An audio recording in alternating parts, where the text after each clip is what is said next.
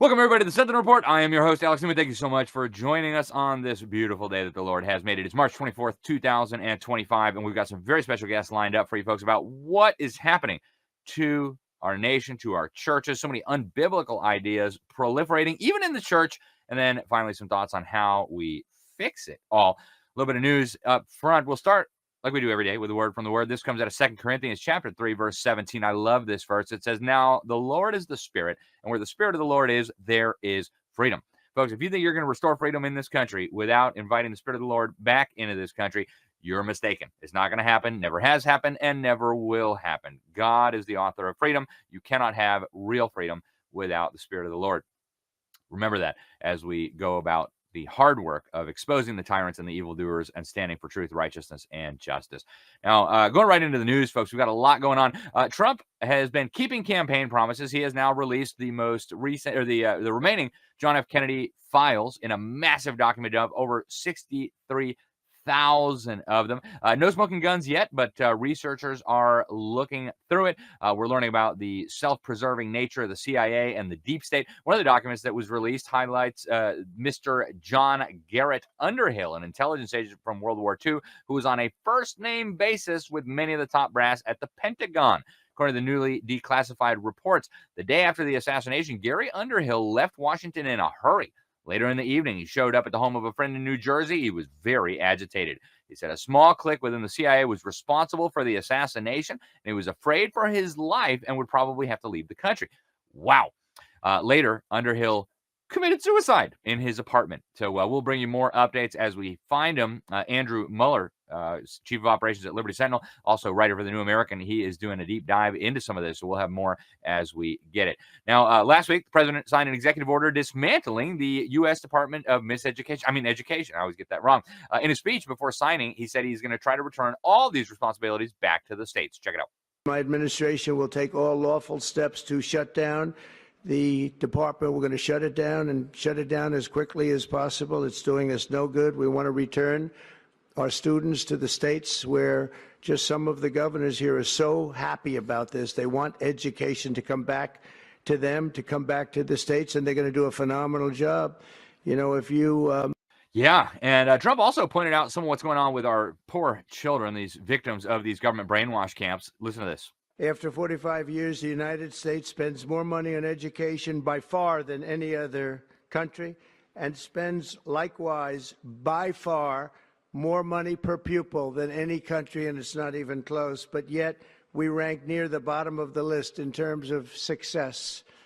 Yeah, folks, it's bad, as you know, if you watch this program regularly. Now, Chuck Schumer went on The View and shared a little bit about the Democratic Party's messaging, and he had some fun things to say about Americans who want to keep their own money. Check it out. And you know what their attitude is?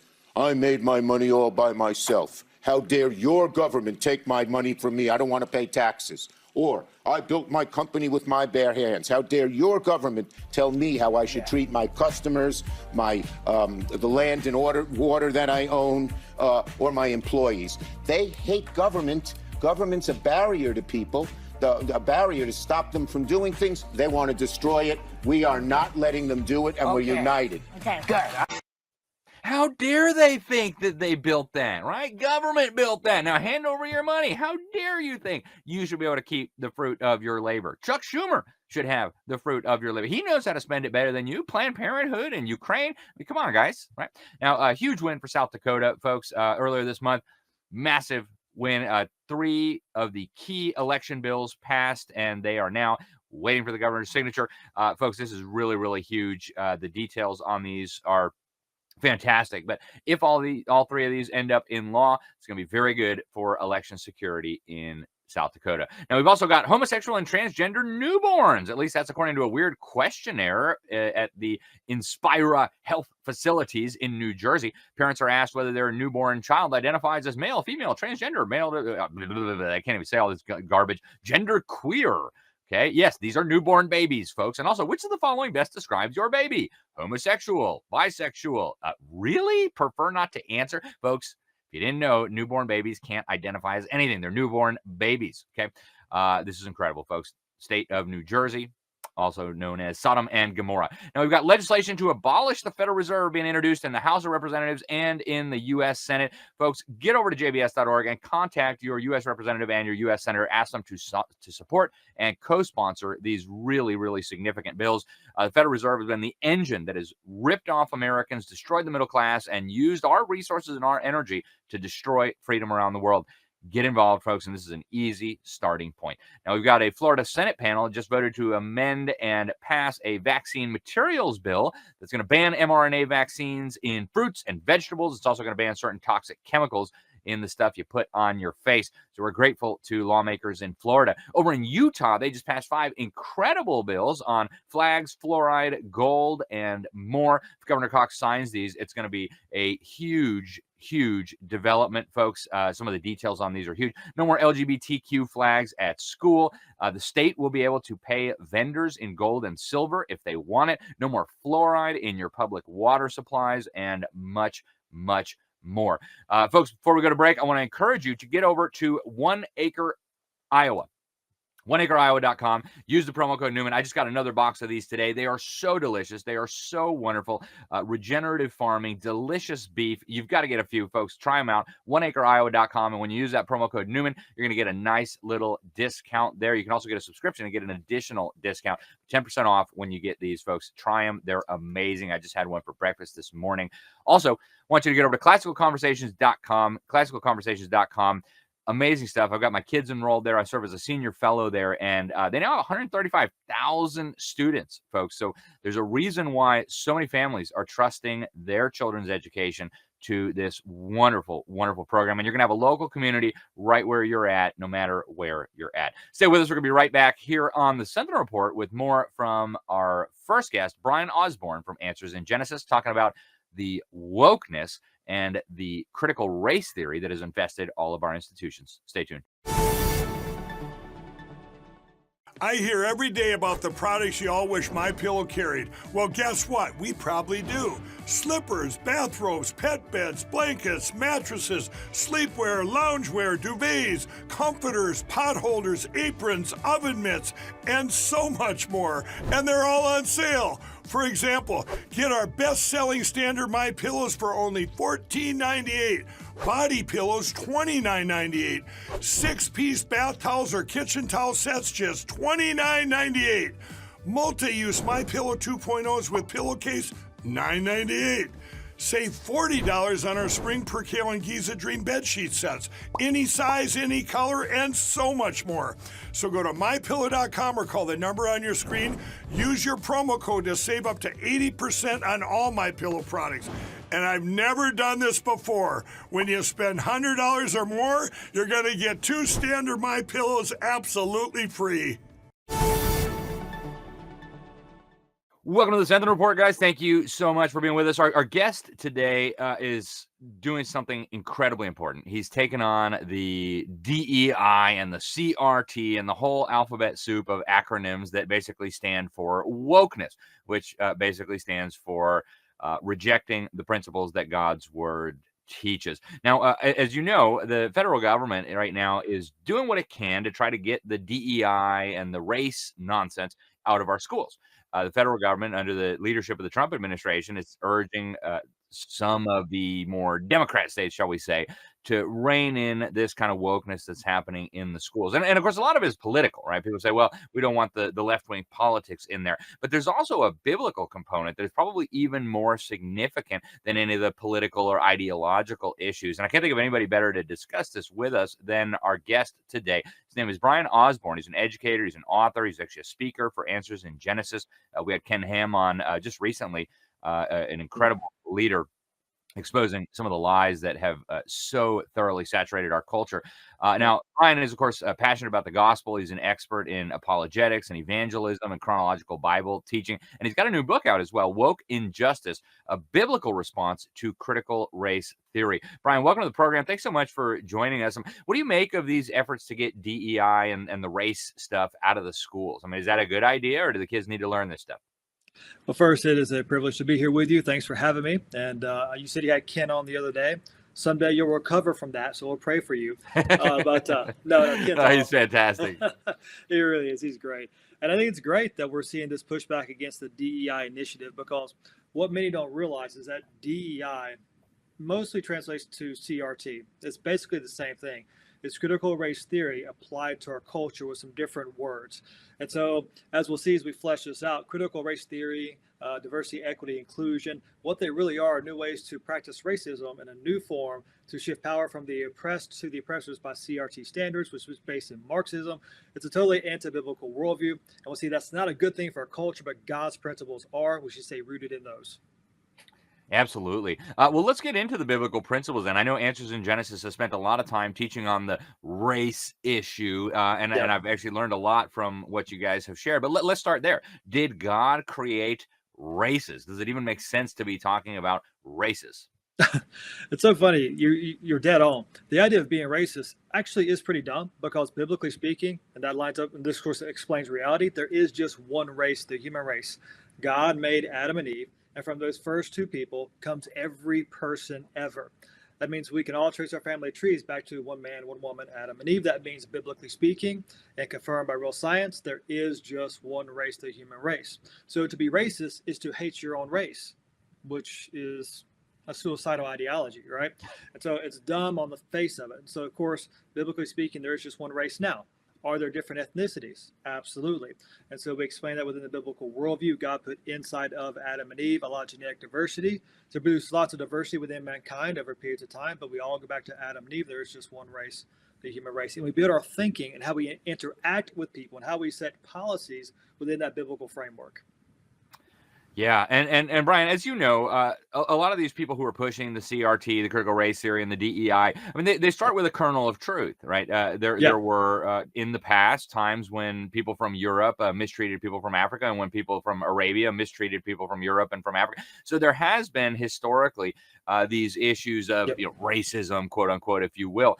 So what is the proper biblical understanding of this? I mean, how do we process it as people who do love justice, as people who do want people to be treated properly and fairly and in a loving way?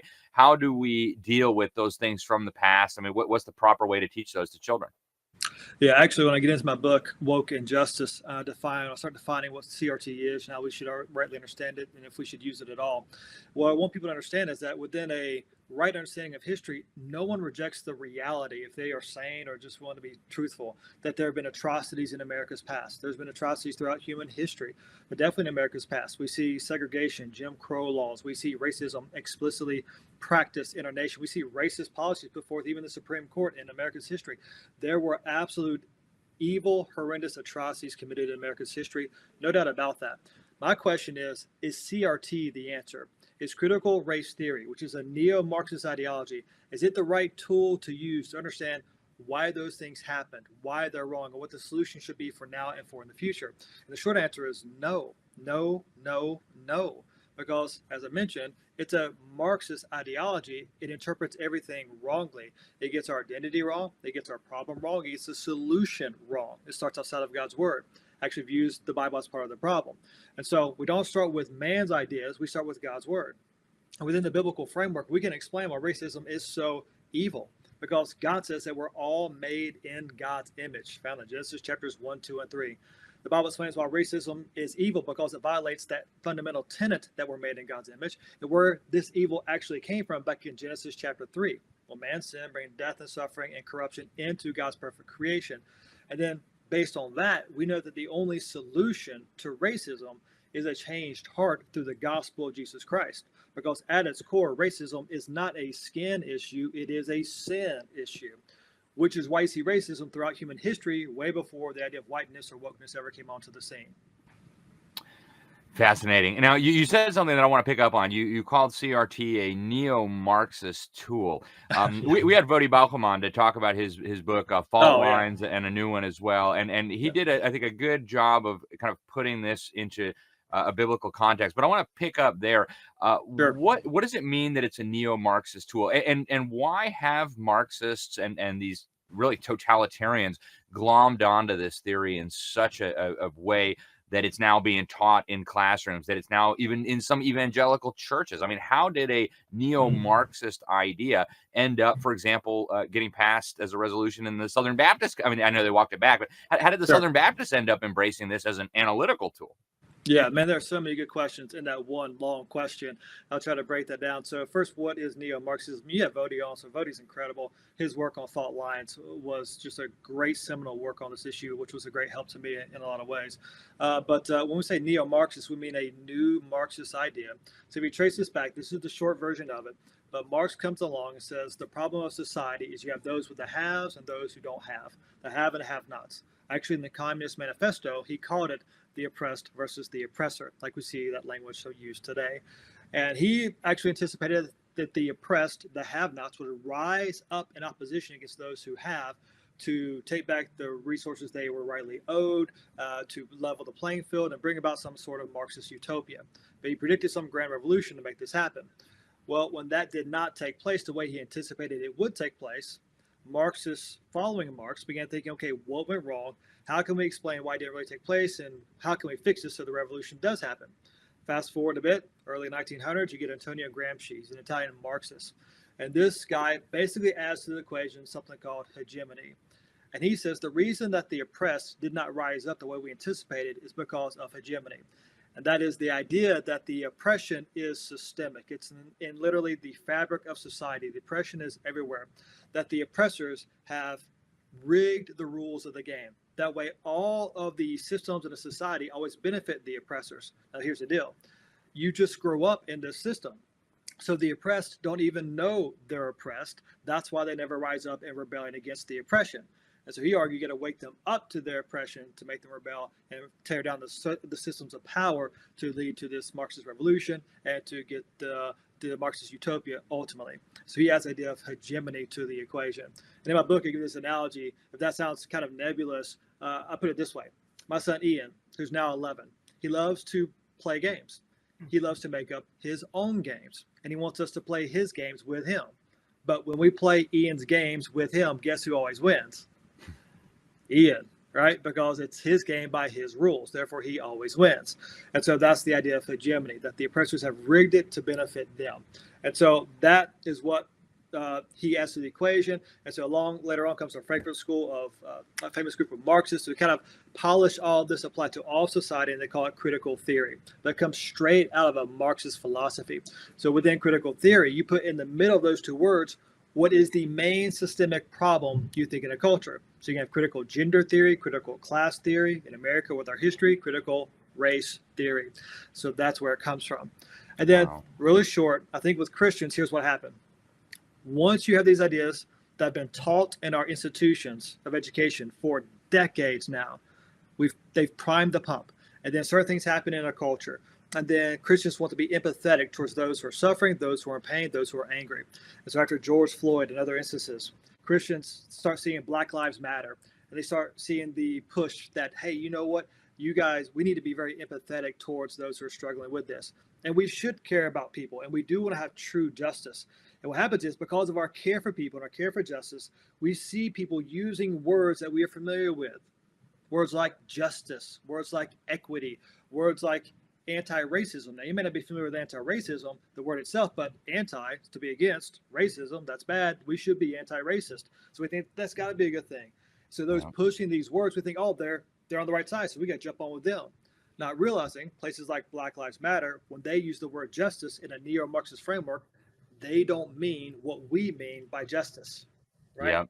In our worldview, in the biblical framework, justice is right attitudes and actions towards people in line with God's word and who he is. And neo-Marxism and CRT and social justice is redistributing power from the oppressors to the oppressed by any means necessary. A totally different definition. But here's the trick. They use similar words, but with a new dictionary, thus Christians get deceived or confused. They jump on the wrong bandwagon and start implementing really bad ideas and policies based on that. Yep. Well, and I think this would be a really good tool for folks to start combating this perversion of our language and even this misapplication of our empathy, our compassion. Brian, I want to thank you for joining us today. Yep. Fascinating book. The book, folks, is Woke Injustice, A Biblical Response to Critical Race Theory. You can get a copy wherever good books are sold. Answers in Genesis has it as well. Brian, thank you again for coming on the program. Thank you for writing this book. We really appreciate it, and I hope we can talk to you again soon. It's my privilege. Glad to be here, and come back anytime. Hey, appreciate it. Thank you so much. All right, folks, stay with us. We're going to be right back on the other side of this break with more from George Barna. In 1776, a nation was born, forged in the crucible of revolution. Brave men and women stood together fighting for freedom, liberty, and the pursuit of happiness. Throughout history, the spirit of patriotism has prevailed. The battles may have changed, but the values remain the same.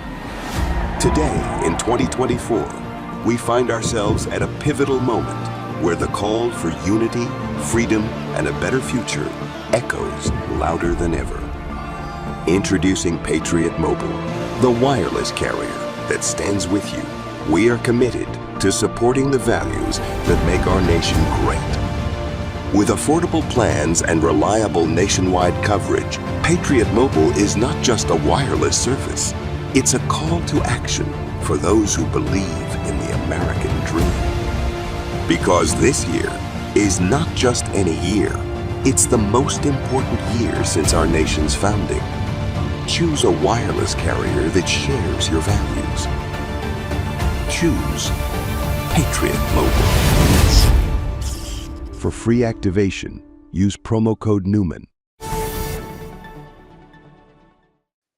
Welcome, everybody. Sentinel Report here with your host, Alex Newman, and we have a very special guest joining us. He has been studying the worldview of Americans and even American Christians for a long time. His name is Dr. George Barna. He's at the Cultural Research Center at Arizona Christian University, and he's got the 2025 data. Unfortunately, it just confirms some of what we knew. Even a lot of the people in our churches, even a lot of the pastors in our churches are not looking at the world through a biblical lens. George, welcome to the program. It's a great honor to have you with us. Talk to us about what you found in your latest data, the latest trends. Well, Alex, as you may know from reading the reports, what we've got in America is about 4% of adults who have a biblical worldview. When we look at kind of the heartbeat niche of the Christian church in America, people who we call theologically identified born-again Christians, only 11% of them have a biblical worldview. And if we look at the trend line over the last 25 or 30 years, it's been consistently on the decline. We don't see anything that's expecting that to change or causing us to expect that to change. When we look at things generationally, we find that with each succeeding generation, there's a lower proportion of people in that younger generation that have a biblical worldview. And part of the challenge to us is that people's worldview develops before the age of 13. So if we're not paying attention to children, this is what we get when they become adults. So we're at a situation right now where we look at our teenage and our preteen data. They're looking like they're going to emerge into the adult class with somewhere between a 1% to 2% likelihood or incidence of having a biblical worldview. Yeah, that is scary. And before we wrap today, I definitely want to get your thoughts on how we turn this around, if we can even turn around, if we're too far gone. But I want to ask you first, what do you think is driving this? I mean, how did our churches and our seminaries and our Christian schools fail so badly that now we're in a position where people with a biblical worldview are a minority within a minority, even within our churches? I mean, it's crazy. How did this happen? Well, I think there are a number of explanations. There's no single thing. As you would find in any war, there's artillery being shot from a lot of different directions. And so what we have is, number one, the culture is influencing the Christian church more than the Christian church is influencing the culture. Secondly, you've got parents who are the ones biblically who are responsible for developing the worldview of their children. they've abandoned that responsibility for more than 40 years now. And they've kind of handed that over. They've abdicated that to the culture. And so what has the biggest influence on worldview development? It's media, whether that's social media, traditional media. Those are constantly sending worldview messages. It's very rare that the most popular media send a biblical message. And so consequently, children are picking up worldly perspectives.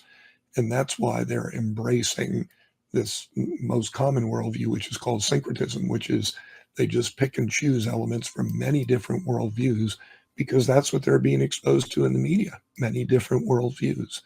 And nobody has told them that which one you pick makes a difference. They believe they're all the same. So what they do is what everybody else is doing, which is picking what's comfortable, what's accessible, and what's popular. Add to that the fact that we've got churches that don't take discipleship seriously.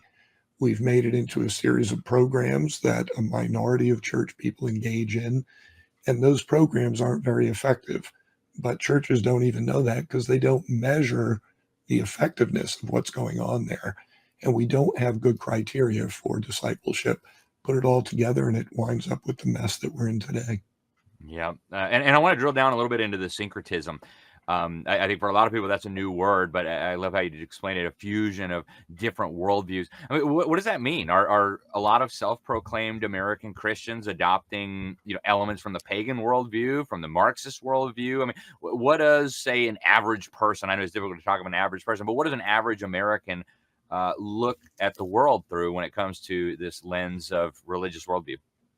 Well, essentially what we're doing is we've got a country of 256 million adults. And as we study it, it appears that we've got about 256 million different unique worldviews. Everybody's picking and choosing what seems right, what seems comfortable to them. And so what we found is that the average adult, the typical adult in America, draws from somewhere between 7 to 9 different worldviews. And the mixture of those ideas, those philosophies of life that they're drawing from, uniquely reflects where they're coming from, what their relationships are, what their experiences have been, what information they've received, what kind of life they want to live. And so they embrace those things that make the most sense to them and help them make the most sense of the world based on what makes them feel good. Yeah. And George, I just want to be really clear here.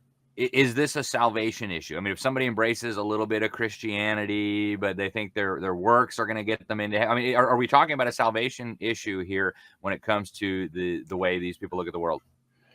Yeah, I would say not only is it a salvation issue, it's a discipleship issue. And we weren't called just to be saved. We were called to be transformed. And that's what being a disciple is. Being a disciple is you identify your master and you try to imitate the master. So if you want to be a disciple of Jesus, he's the master, and that's who we have to imitate. Your worldview essentially is your combination of core beliefs that result in your lifestyle, your core behaviors.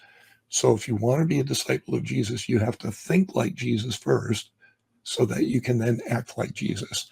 That's why worldview is so critical. You can't really be a disciple of Jesus unless you think like him first. And that's why having a biblical worldview is so critical.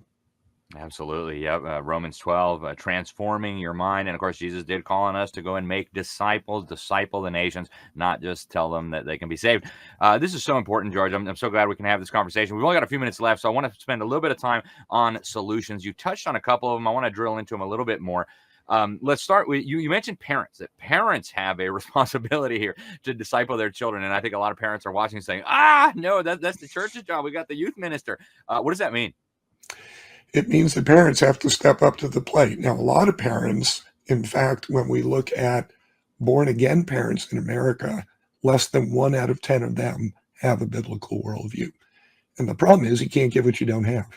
So what would a parent do who doesn't have a biblical worldview, but comes to the realization this is vitally important? Well, what we know is that what they have to do is start someplace. Where would they start? Start with this thing that I talk about called the 7 cornerstones of a biblical worldview. And those are very simple biblical theological perspectives that lead to a Christ-like life. I talk about this in length in a book called Raising Spiritual Champions, which is what parents are called to do, and that's the standard they're going to be held to. So I would say start there with the 7 cornerstones, but recognize that success in life is best defined by being consistently obedient to Christ. And one of those things is you've got to raise your children up to know, love, and serve God with all their heart, mind, strength, and soul. That's what success is going to be in your life. Are you raising up your children to be that kind of person? Yeah, I agree with you 100%, George. And I talk about this a lot on the program, but it's some specific, and before we get to pastors, specific ideas on how parents can do that. I guess, first of all, you got to get yourself a biblical worldview, right? So start there. How do you get yourself a biblical worldview? Second of all, how do you disciple your children and transmit that to the next generation? Yeah, as I'm saying, the starting point would be those 7 cornerstones of the biblical worldview that will launch you on a trajectory toward developing a more full and complete biblical worldview. Very tough to do when you're an adult, because the first thing you've got to do is get rid of all the stuff that you currently believe. You've got to change the lifestyle that you're currently exhibiting. But once you're on that track, recognize you don't have to be perfect in this. You've only got to be about 10 seconds ahead of your kids. They don't know the difference. And so as long as you can get there first, and then you're willing to do everything you can to share that with them and to live that with them, experience that with them, enjoy that in Christ with them, that's a big deal. A second thing that I would say is critically important here is to recognize that you've got to be measuring how you're doing, because you get what you measure. So if you measure the wrong stuff, you're going to get the wrong stuff. But if you're measuring the things that Jesus died for, not the things that the world applauds, that's going to change the equation as well. And so those are important things that you can pursue. Recognize that, yeah, we can turn around the culture, but it's got to be intentional. It's got to be strategic. And we're really talking about building a discipleship culture. And in order to do that, you have to be a disciple, and then realize that the only people that can make disciples are disciples. Why? Because you reproduce who you are. And so if you want to reproduce disciples, you've got to be one first. But then if you're going to be involved in that capacity, that activity, that lifestyle, that new culture, well, what that means is you've got to start by building relationships with people. You've got to invest time in them. They've got to trust you. And then it's not about beating them over the head with the Bible. It's about asking them questions about what they believe and having those kind of Socratic dialogues where people can start to question themselves, question their own beliefs, question their own behaviors. They're not going to change simply because you tell them that biblically speaking, they're wrong. They're going to change because they've come to that conclusion. They own that process and they own those outcomes, and they want to become a disciple. Amen. And pastors, elders, I mean, let's say a pastor's watching this right now and is feeling really convicted. Oh man, we have not put nearly enough time into discipleship. Gonna have a meeting with the elders this weekend. What do we do? Well, let's start by acknowledging that only 37% of pastors in America have a biblical worldview. So they've got to get on this same track as everybody else and make sure that they're in the right place spiritually, so that whatever it is that they're reproducing is going to be something that really honors God and advances his kingdom. Part of the problem we have in America today is pastors stand in the pulpit and say, essentially, go out and reproduce yourself. And then when people do that, we're shocked when the church doesn't look at all like the kingdom of God, doesn't look at all like what Christ died for. How could that be? They're out there reproducing themselves. Yeah, but they're not really disciples of Jesus. So they're producing disciples of the world, which is what they are. And then we're shocked. So we've got to stop that. And part of it, too, is that pastors need to recognize, I would say, that if we're going to build disciples, we start with children. What we do in our churches today is we focus almost entirely on adults. Most of our budget goes there. Most of our staffing goes there. Most of our programs are for adults. The preaching is to adults. We put all our eggs in the adult basket. It's too late. Adults basically don't change unless they have a serious crisis in their life. that challenges everything they thought and believed and do. Well, we can't wait for that. The better strategy is to go where that worldview is developing. That's with children under the age of 13. And so put most of our resources, most of our time and energy and money and programming and space, everything that we've got, pour it into children. The world is doing that. They're doing it with advertising. They're doing it with education. They're doing it with everything, every resource that they have, because they know the same phrase that Hitler and Mussolini and Mao Zedong and a bunch of Stalin and others used. Give me a child until, and they use different ages, but they basically say, give me a child until they're 9 and I'll rule the world. Because we know that, yes, once you implant in their mind and then that goes to their heart, what to really believe and how to really live, it's not going to change as they get older. All they're going to try to do is figure out, how do I become more sophisticated in being that kind of person? The church needs to get there with the gospel and the truths of Scripture before a child reaches the age of 13. If we can do that, we will rule the world through Christ, for Christ. Amen. And you look a lot at the trends, and I know they don't look good right now. Are you hopeful that this can be turned around, or is America inevitably headed for huge problems? Look, we've created our own grave here, and we're inviting ourselves to jump in it, but we don't have to. We can make a different pathway. And you know, when you look biblically at how God transforms a culture, he never waits until he has a majority. He always used what the scriptures call a remnant of people who are sold out to him. And when you study cultural transformation in the Bible, what you find is that he'll have a whole group of people, that remnant, they're a small minority. But then when he goes to change the culture, he takes even just a small proportion of that small proportion. He doesn't need a lot of people. He just needs the right people. Do we have them in America? Yes, we do. But our problem is that we've been so distracted by all the things of the world, and we don't have churches that are focusing us on the things that really matter. But do we have the people? Yes. Now we've got to get the focus and get busy. Amen.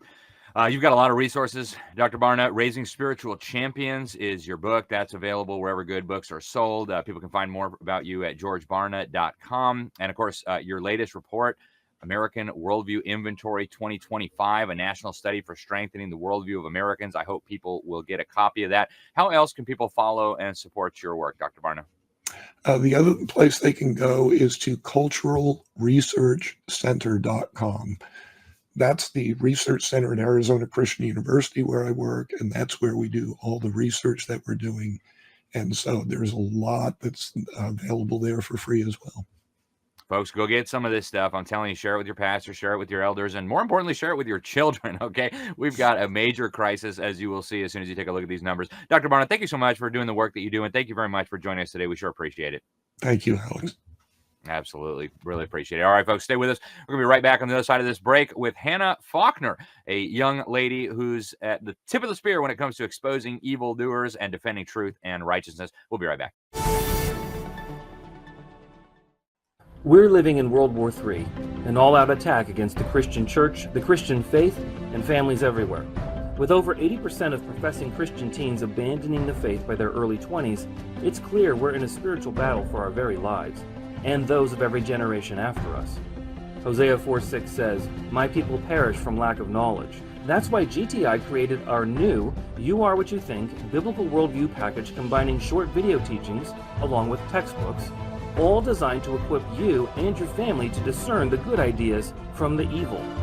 Enjoy vibrant discussions over the critical issues of the day using the Bible as your guide. Go to gtimin.com, click the blue banner at the top, and enter the coupon code Newman at the checkout to receive this powerful series for only $99. That's gtimin.com, click the banner at the top, and enter the coupon code Newman at the checkout. Or purchase it directly from libertysentinel.org. Welcome to the Sentinel Report. Alex Newman, your host here, folks. We've got a very special young lady joining us today to talk about some really important issues. I met her at one of the Reawaken America events we had in North Carolina. and was just blown away. Like, she's 17, and yet she's better educated than the vast majority of American adults. It's really, really encouraging that at least some young people have slipped through the cracks of indoctrination, brainwashing, dumbing down social or anti-social media, as the case may be. And there's just so much here to discuss, and maybe some pointers out there for parents and grandparents. Like, how do you raise up children in this environment and not have them get sucked into this vile cesspool of what we very euphemistically, I think, call culture? Hannah, she's 17. She's actually a university senior. She's the host of the Hannah Faulkner Show. She's the founder of Culture of 1776, also author of the new book, Last Chance to Save Our Republic, written by the great General Michael Flynn. Hannah, welcome to the program. It's so great to have you. I want to start with the porn and the perversion in our schools. You thankfully were homeschooled, so I think you were spared a lot of that horror, but it's still there, right? I mean, Trump's in office. He's telling these people to cut it out, and it's still there, and they're fighting back. They're calling it censorship. What do we make of this? Yeah, I mean, you're right. I was homeschooled. I went to kindergarten. That was the only time that I spent in public school here in the so-called conservative state of Tennessee. Unfortunately, we have far too many rhinos, Republican in name only, that I'd even go as far to say that these people are communist. They are America last. They are not Christians. They'll call themselves conservative Christians all day long, but that's the only way they're going to be voted in here in the state of Tennessee. But the reason that we're here is because Christians have been extremely apathetic and complacent to these issues, thanking God that we're not like California, Oregon, or some liberal state, when in reality, this stuff is happening worse behind the scenes, and we just aren't paying attention to it. I mean, I get messages all the time from people that move from California to Rutherford County, Tennessee, and call me up and they say, Hannah, I am appalled by the books that my children are bringing home from these elementary, middle, and high schools here in Tennessee. It is worse than California, because at least in California and these liberal states, the Democrats just come out and tell them exactly what they stand on and what they believe in. Rather, here in the conservative state, they lie to us. They tell us they're conservative Christians, and in the same day, will vote to keep pornographic and explicit books in the library. But here's my message: is number one, obviously, this is a spiritual warfare that we're fighting, good versus evil, moral versus evil. And no sane and no healthy society is any kind of politician, any kind of leader, even having the discussion that you should be able to chop off your healthy breasts and genitals, or that you can become the opposite sex. And this is when you know that you have reached a point in society and culture where its people have completely rejected a level of common sense, moral standards. And so, as you talk about these books, I mean, it's infiltrated all of our libraries here in Tennessee. Thankfully, we've got some school board members that are solid Christian conservatives that are making their voices heard, that aren't afraid of lawsuits or people coming against them, and they're speaking up. But here's the thing: is that in 1963, a woman by the name of Patricia Nordman, she was speaking in front of Congress in 1963, warning them about the current communist goals in America. And the 25th goal, as I'm sure you know, is to convince the public that the censorship of obscene material and pornographic content is a violation of the First Amendment and censoring one's speech. This is not censoring one's speech. This is called protecting children's innocence. And it goes back to the fact that in no sane and no healthy and in no moral society should we even be having these kinds of conversations. Yeah, you're absolutely right. You know, I think of Ephesians chapter 5, which has been my motto in journalism, to have no fellowship with the unfruitful works of darkness, but rather to reprove them. And then it says some of these things are so shameful, they shouldn't even be talked about. And I feel like that's so much of what's happening today. Last week, we reported on this vile book here in Florida, man, the conservative bastion of Florida. They had this nasty, it was so gross, we couldn't even play the excerpt of the mom reading it because it was, I mean, it involved human murder and weird sex stuff and cannibalism. I mean, just so vile. And these are for elementary school students. You don't even know what to make of it. But that speaks to a broader issue, Hannah, that I wanted to talk to you about, and that is the issue of sexual morality. I mean, we see now families crumbling. We see fornication exploding. We see this feminism, this ideology that I think is being used by communists and other evildoers to destroy the family. Talk to us about the trend lines that you see, where this is all going, and how we might pull back from the brink. Yeah, well, I mean, just as you know, and most of your listeners, I'm sure, know, is that throughout any communist country, throughout any society where these dictators, these communists, these tyrannical leaders want to destroy their nation, they start with breaking down the family. And how do you break down the family? Well, by confusing male and female roles in society. And I believe the feminist movement has been arguably the greatest threat to the family unit here in America. I mean, you've seen throughout history, nations and dictators will use movements such as free love or liberation movements, which is what they used through the feminist movement promising women that they will have more rights and that in order for them to be truly free or no longer oppressed, they need to sleep around or do whatever they want with whoever they want, and they need to get a job and move out of the home and not make family a priority, which now we see in 2025, where this generation of women is the most depressed, the most suicidal, and the most anxiety ridden generation. And I saw the other day that it said by 2030, if we continue the path we're on, 45% of women ages 25 to 44 will be unmarried and childless. So this has been a very strategic goal. I mean, to collapse the family to control society. You look at God's first commandment to mankind in Genesis 1:28, go therefore and multiply. Have a bunch of children with your husband and your wife in a commitment and a committed marriage.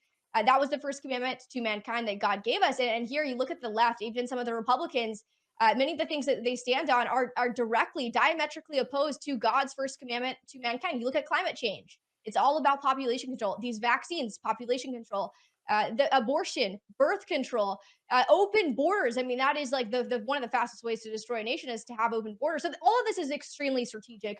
But you mentioned, I mean, just this the breakdown, how it even got to the point where now we've got men and women's sports.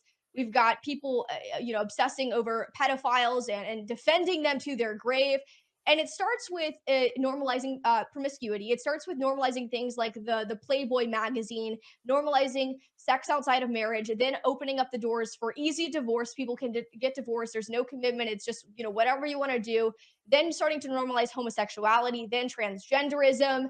And now people wonder, how in the world do we have men and women's sports? Well, because of the feminist movement. And I tell people all the time, it's almost as an oxymoron to claim to be a feminist against men and women's sports when feminism is what has caused men and women's sports today. Because if you look at the 80s and 90s, the feminist movement alongside Planned Parenthood was pushing this notion that there's no difference between male and female. It's just a social construct. So if there's no difference between male and female, then why does it matter that they're in our spaces? So very strategic. If you do a quick research study, we will know that when you give an inch into sin, just like you were saying out of Ephesians 5, when you give an inch of sin, our enemy Satan, he'll take miles. And now today in 2025, the most researched type of pornography is incest. So what's next? I think your audience can answer that for themselves. It's so vile, and we got people identifying as cats and tortoises, and Romans 1 comes to mind. Oh man, it's so bad. Hannah, on a separate subject, but obviously related, we're seeing an increase in violence. It's almost like we're seeing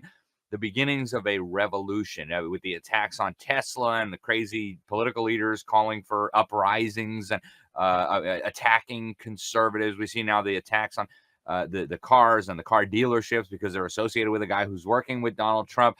How dangerous is this? Do you think we could be headed toward kind of civil unrest or worse? Yeah, I mean, this is a 100% a national security threat to any American with half a brain that's thinking and paying attention to what's happening in our country. I mean, these people are completely unhinged. They need to be put behind bars for a very long time for the things that they're doing. And it's not just, I mean, you see the swatting. There's a swatting epidemic happening across our country to conservative influencers that are speaking the truth, that are not afraid to speak the truth, and they're being swatted. And I truly believe I want to see accountability because we can call for these people. We can expose the JFK files. We can lay out all of this information. But until these people are truly held accountable, put behind bars, and many of them need to be executed, and in my opinion, Dr. Anthony Fauci, I mean, the blood of billions of individuals across the world for lying to the American people, manipulating them with a very strategic agenda. Again, like I said earlier, these people need to be put behind bars. They have committed treason against the American people. But you look at these rioters, and this is where it is. I mean, this is what just lays out for the American people very clearly is that the left does not care about safety. They do not care about protecting the American people because where have their calls been against these Tesla rioters? Actually, Tim Walz over Minnesota said that he didn't even say anything about it. He actually was celebrating the violence against Elon Musk vehicles and electric vehicles because he thinks it is deserved. You saw when the United Healthcare CEO was assassinated in New York, Taylor Lorenz, an editor at the Washington Post, said on Piers Morgan's show that she was joyed by this death because it would teach the American people something. Same thing when President Trump was almost assassinated in Butler, Pennsylvania. The left said nothing about gun control.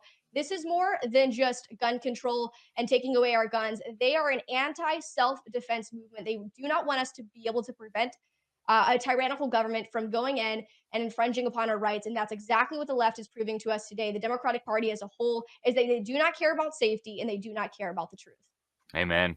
And the last time I saw you in public, we were in North Carolina at the Reawaken America event, and you were just about to release your book. It is now out, folks. You need to go get a copy of this. It's called "Last Chance to Save Our Republic." Even just the title is awesome, right? So few of our young people today even realize we live in a republic, even though at one time they pledged allegiance to the republic. But talk to us about the book. Why do you say "last chance," and what do we need to do as Americans if we hope to preserve our republic, our freedoms for the next generation?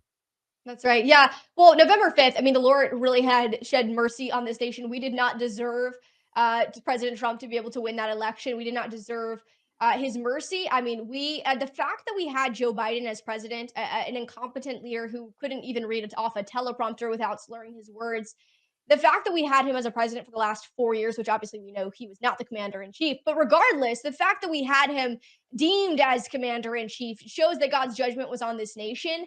I mean, we have allowed millions upon millions of babies to be murdered in its mother's womb in the United States of America. We have allowed children to be mutilated, their genitals, we have allowed them to be chemically castrated, to be sterilized as young children. We have allowed some of the most egregious, like you said, vile things to permeate every single institution and facet of our society. And so we do deserve God's judgment. May God, he showed us mercy on November 5th. And I, coincidentally, literally came out with a book a couple months after the election saying that this might just be our last chance to save this republic. We have not asked enough questions. I mean, the reason why we're here is because we've rejected God, we've rejected common sense moral standards, but we've also allowed the family unit to completely be decimated by these globalist oligarchs. And so in the book, I break down the history of this nation, why we left England in the first place, why we are a constitutional republic, why we're not a democracy, something that many of our politicians, even Republicans, don't seem to understand and continue to say that we are a democracy.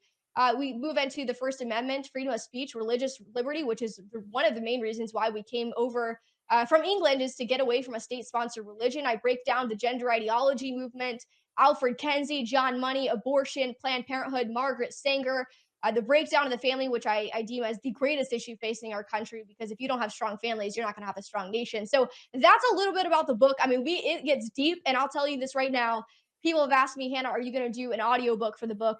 And I right now at this time, because it is so deep, because of these topics that have to be discussed today, I list the information that the left uses in their own terminology. Like you said, the most vile things, I'll put it in the book.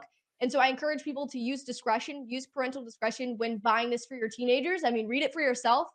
But the reason why I haven't done an audiobook just yet is because it's deep. It is not a fun, cheery book. This is deep stuff. It's research, and it's the reality of what's happening in this country. And if we do not take a stand, it really might be just our last chance.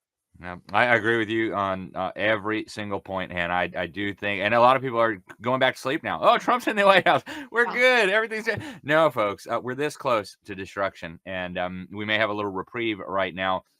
We got another election coming up in 2028, and then another one after that. So we've got a lot of work to do. Hannah, it's so encouraging to talk to a young person who gets it, who has not been brainwashed by the zombies. Before we let you go, talk to the folks out there. Just give parents and grandparents some advice on how to raise up young people who will know the Lord, who will care about these important issues, who won't be sucked into the death cult that is destroying our society. Yeah, that's exactly right. Well, I just want to say this real quick. You talked about President Trump, like this is not over. I mean, you look at Larry Ellison, the $500 billion investment to AI, and Larry Ellison's companies. I mean, Larry Ellison, as you know, he is a tyrannical individual. I mean, he is a globalist. He is full on for a full digital track and trace surveillance of American citizens. So very dangerous. We've got to hold President Trump accountable for his actions on that. But also, I mean, the fact that we have no reporters in the press room asking about the slaughtering of countless Christians across our world right now is pretty sickening, that there is not a single reporter, even conservatives, asking what President Trump's response is and how he'll protect Americans. God forbid that ends up happening here in the United States of America, where they're being slaughtered in front of their houses by these Islamic terrorists.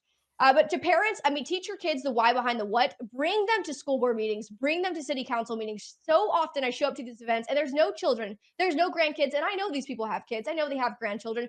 Bring them to these events, because we cannot expect the next generations to get involved unless they see with their own eyes that you, the parent, that you, the grandparent, care about the truth and are going to defend their freedoms and liberties to your grave. So involve them, teach them the why behind the what, get involved in a church, a community, surround them with like-minded people. I mean, it says clearly in Proverbs that bad company ruins good morals. So surround your kids with good, solid Christian leaders.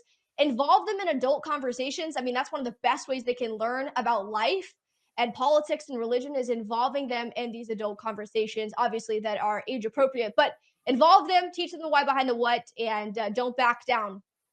Yeah, I love it. Hannah, your show, the Hannah Faulkner Show, people can find that anywhere good shows are, including Rumble and other places. The book, Last Chance to Save Our Republic, is available anywhere good books are sold. How else can people follow you? Yeah, my Instagram is Hannah Faulkner 1776. My website's cultureof1776.com. And then my X page is Hannah F 1776. Fantastic. Hannah, thank you for what you're doing. Thank you very much for joining us today. I hope we can talk to you again very soon. Absolutely. God bless you. God bless you too. All right, folks, that is all we have time for today here on the Sentinel Report. But I want to thank you for tuning in. Thank you for all that you do for God and our country and the next generation. We've got to stay involved. Now is not the time to go back to sleep. Really appreciate you tuning in. Get over to our website, libertysentinel.org, libertysentinel.org. You can sign up for the free newsletter and so much more. Until next time, thanks for watching or listening.